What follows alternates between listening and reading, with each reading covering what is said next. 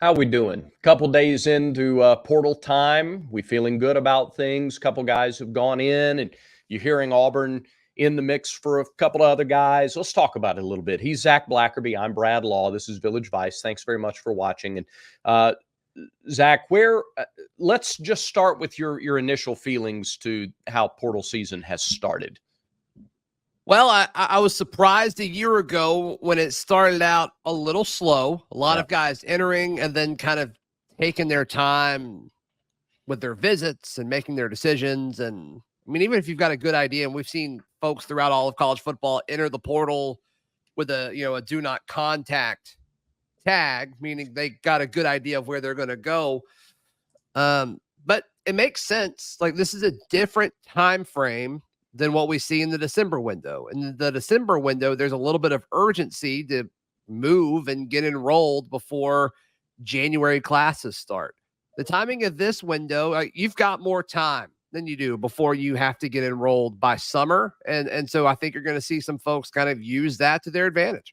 Yeah, it's not like it's kind of like Six Flags, where it opens at a certain time. Doesn't mean you have to be there at a certain time. And with grad transfers, if you're a graduate transfer, the rule, I guess, is different as well. And now the NCAA has approved the penalty-free transfer as long as your grades are in order. If you're in good academic standing, you can go anytime, anywhere, as many times as you want. You can play 4 places, 4 years, as long as your grades are intact, which is sort of what we expected to happen. Yeah. And so we saw Penn State's leading receiver from a year ago, Keandre Lambert, enter the portal. And of course, every Auburn fan, when a good receiver enters the portal, they're like, boy, wouldn't that be nice? Well, based on several reports through several different outlets, he's visiting Auburn. He'll get here sometime today, and he'll stay through Saturday, which I think is huge.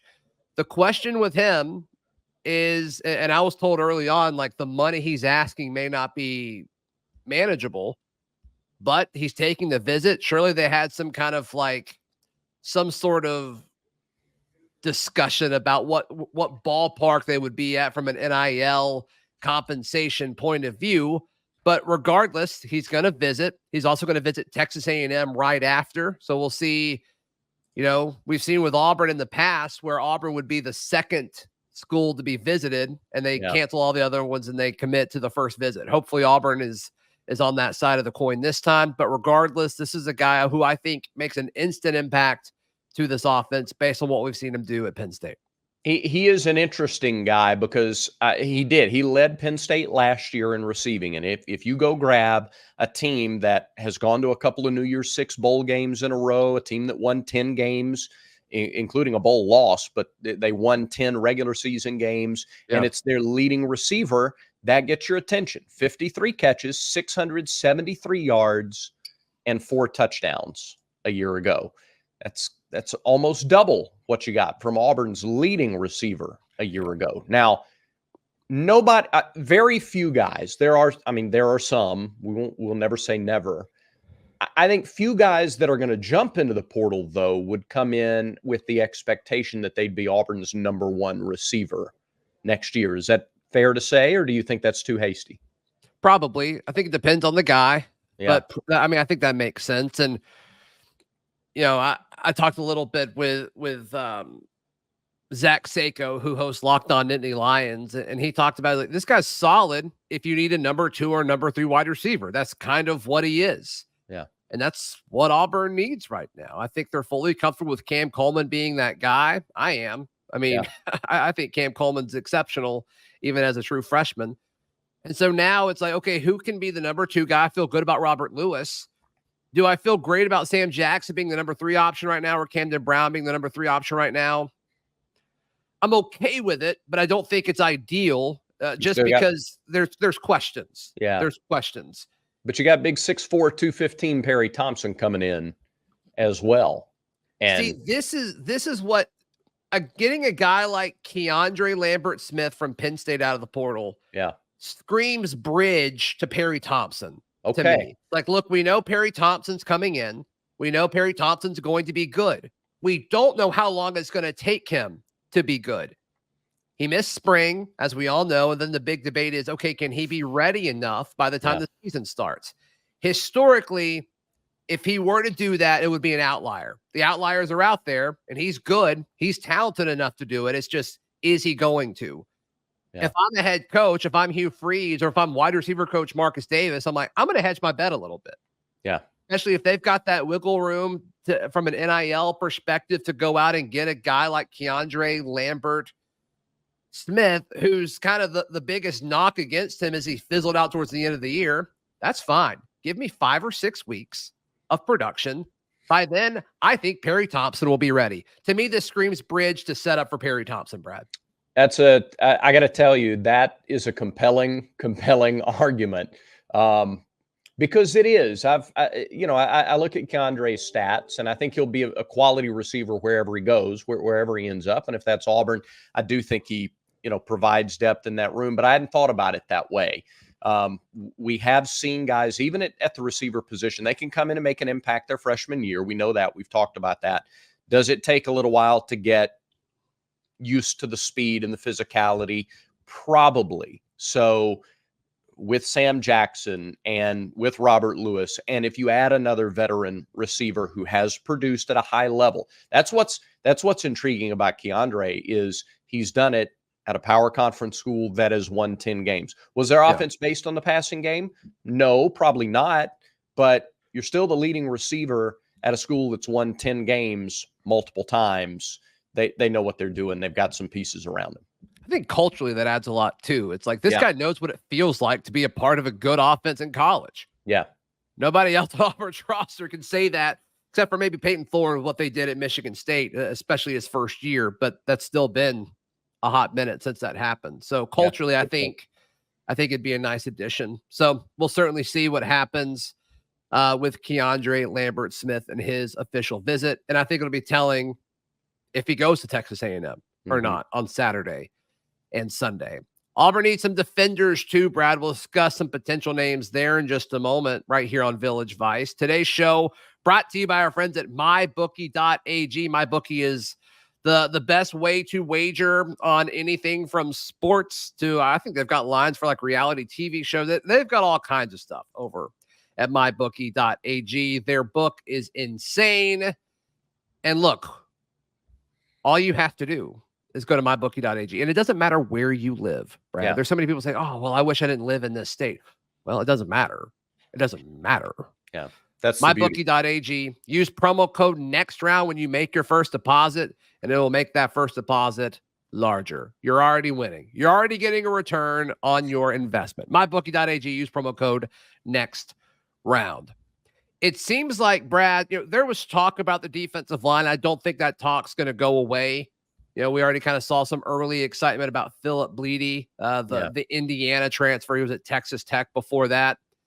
He tweeted out as he was leaving, on Twitter or X, said something along the lines of like, thank you, Lord, and like a prayer hands emoji. So like, what does that mean? I don't know. No clue. But man, he's got people talking off of that. And so we'll see. I think Bleedy would make a ton of sense. Yeah. He could potentially start at the 3 technique over Gage Keys if he were to come here. But we've seen the edge position kind of ascend a little bit over the course of, I guess, this week since the portal is open. It seems like Auburn is not being shy about reaching out to edge linebackers. Yeah. And it makes sense. It makes sense. You've got Jalen McLeod, and then that's it until you get to the true freshmen that are here right now. No, that's true. And I that's everybody who's talking about Auburn's portal situation is talking about an edge, talking about a buck linebacker, perhaps. Those are a couple of spots that you're hearing talk. And sure enough, the guy we talked about at 8A, Brenton Williams, the Opelika native, is one of the few guys that has already jumped into the portal. So, yeah, you need depth there. And, I don't know. Have you seen are guys coming in this weekend at that position? What are the names, if there are any, that you've heard as potential big-time targets at that spot for Auburn? Because it's an attractive spot for anybody at any level, especially like I don't think you take anybody off the table. The highest performing guy at that position, Auburn would be an attractive spot. Yeah, I haven't heard anything official on this. Nope, it is official. Kieran Crawford is officially visiting this weekend. Okay, I was given his name earlier in the week, and I didn't know if that was official or not, but it is. People are tweeting it out now. So Kieran Crawford, he is an edge defender from Arkansas State. Yep. Makes sense to me. And look, Auburn gets people from Arkansas State all the time. Yeah. Usually they're coaches, but whatever. That's fine. So I think that's a guy to watch and pay attention to. Another name that I think makes a ton of sense is Miles Jernigan, who's an outside linebacker / defensive end from Cal. Yep. One, they've got the Sam Jackson connection. Surely they have a relationship. Also, I'm sure they were already watching tape on Cal's defense, considering it's an early game in the season. They probably know a good bit about Miles Jernigan, obviously played against them last year. So that's a name. And then another one is Dayan Hayes. He is an edge defender from Pittsburgh. And so those are the three kind of edge defenders that I think Auburn fans should be looking at right now. Yeah, no, that's good. To go back to Kieran Crawford, 6'4", 240, 245. You like that a lot. Last year at Arkansas State, 45 tackles, 11.5 for loss, 6.5 sacks. So obviously, you know that sounds a little bit like? Yeah, who? It sounds a little bit like some guy that we went out and got to rush the passer from the Sun Belt a year ago. Right. Yeah. I was going to say it sounds not all that dissimilar to Jalen McLeod. Yeah. And I'm looking at their, some of the games that they played and who his biggest games were against. He had 6 tackles against Louisiana. He had 6 tackles at Oklahoma to open up the season. He had 2 sacks against Louisiana, 2 sacks on the road at Marshall. Also had 2 forced fumbles and 2 fumble recoveries a year ago and blocked a kick in the Marshall game. So a guy who's all over the field, and you don't do that without a quick first step and a lot of athleticism and the ability to kind of be around the ball. You hear the old cliche, a nose for the football, 2 forced fumbles, 2 fumble recoveries, a guy that's in the action a fair amount. Yeah, I think all of these guys make a ton of sense. And you need them. You need them. And how many do you need? Do you need 1 or do you need 2? I think they just need 1. Okay. I think they just need 1 because I think they're going to use Keldrick as kind of a stand-up guy too, based off of they treat those ends and those bucks the same way, it appears, based off of like watching them just do indie drills and practice. That group is always together. So I think it might allow you to do a little bit more flexibility there. But they're going after a type. I mean, they're going after a dude who's got like limited eligibility left, which makes sense because you can then go to Jamonta Waller and Joe Phillips and say, after this year, it's you. Yeah. It's you guys next. And that probably helps with their recruiting pitch as well, because they've got guys like, Falk coming in, Falk's little brother coming in as well. So yeah, I think it makes sense. Yeah, I was going to make that point, that it also helps with the next year's class. You go, look, young guy, you've got a guy 1 year older than you ahead of you. You're the depth piece. You're the guy. You're going to play. And they'll be able to look at how much the freshmen play this year and say, look, that's you next year and beyond. So I like that. Yeah. Then as far as defensive linemen, I think we're going to see several, them bring in several guys there too. I hope I like the Bleedy kid from Indiana. If it's Bleedy or Blitty, I don't know, but I like him. I like his game. I think he makes Auburn's defensive line better. So we'll see. We'll see what happens on that front. But Auburn's biggest win of the transfer portal so far this year had to do with basketball. Yeah. And it had to do with him not going in the portal. And we'll discuss that win in just a moment right here on Village Vice. Yeah, first I got to talk to you guys about Rhoback. RHOBACK. If you don't know about Rhoback yet, this is the summer to do it. Summer's coming up. They've got... Brad, I'm so sorry to interrupt you. Can I pitch a fit real quick? Can I just pitch a fit? I think you know what I'm going to say. Yes, go. They sent all of our Rhoback swag to you. Yeah. And I can't go get it. You're about to go to Starkville to call baseball. So I'm going to go like a week where you've had our Rhoback swag and I haven't gotten it yet. I'm just saying, know what? I'm jealous. We're going to work that out, and I'm going to give you a real-time, real-world solution to that after we record the show, after we finish recording. Okay? We're going to fix that because I want to get you into new Rhoback gear. And look, and everybody, hey, stop, whatever you're doing for a minute, stop. Look at your phone. Look. I want to get you, yes, you, into some Rhoback gear. Yes. Here's how you do it.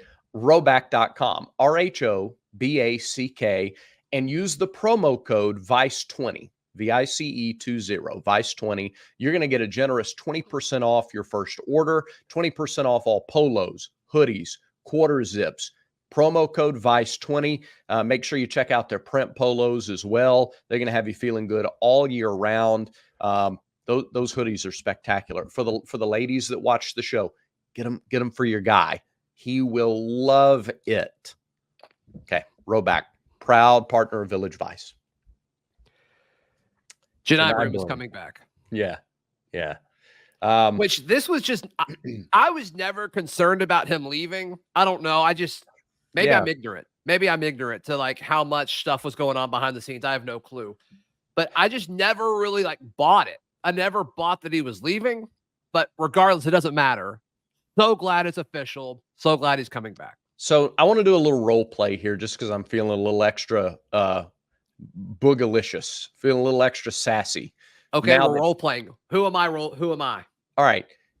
Tell me why Johni Broome would go somewhere else. Not pro, but I'm talking about another school. What can he not do at Auburn that he could do at another school?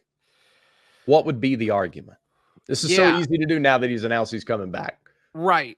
Money is the easy answer. Like, we're not fully privy to all that information. So, could he get $500,000 more somewhere else? Like, I think that's a question. And to which is fair. And to that, I would say, I think Auburn basketball is in a position where it understands how special a talent Johni is, and whatever NIL need is there, whatever's reasonable. Now, if some school wanted to be unreasonable, that's different. Yeah, throw $5 million at him or something. Sure, right, 100%. And I wouldn't be mad at him at all if he left for that. Correct. But I believe, and to some extent, know that Auburn's offer was very competitive, and he's still here. So, as far as like anything else, Auburn can offer the opportunity to play for a championship. Yep, you just won one. Yep. And it seemed like him wanting to play the 4 was an aspect of it, and Auburn sounds like they agreed, and so they made sure Dylan Cardwell stayed. And so Auburn, to me, Auburn's proven that it will develop players and get them ready for the NBA. Like, there's a laundry list of guys who came in and exceeded where you thought they could probably go in the NBA draft by the time they were draft eligible. So they've proven development. Sure. Yeah. So I don't know. And also, like, there's a human element to this too. We've talked about this before with the transfer portal, but everybody's priorities aren't 100% the same. And the human element of Johni Broome, it seems like he really likes it here. Sure. And that's part of it too. So props to Bruce Pearl and the staff for making sure Johni Broome stayed.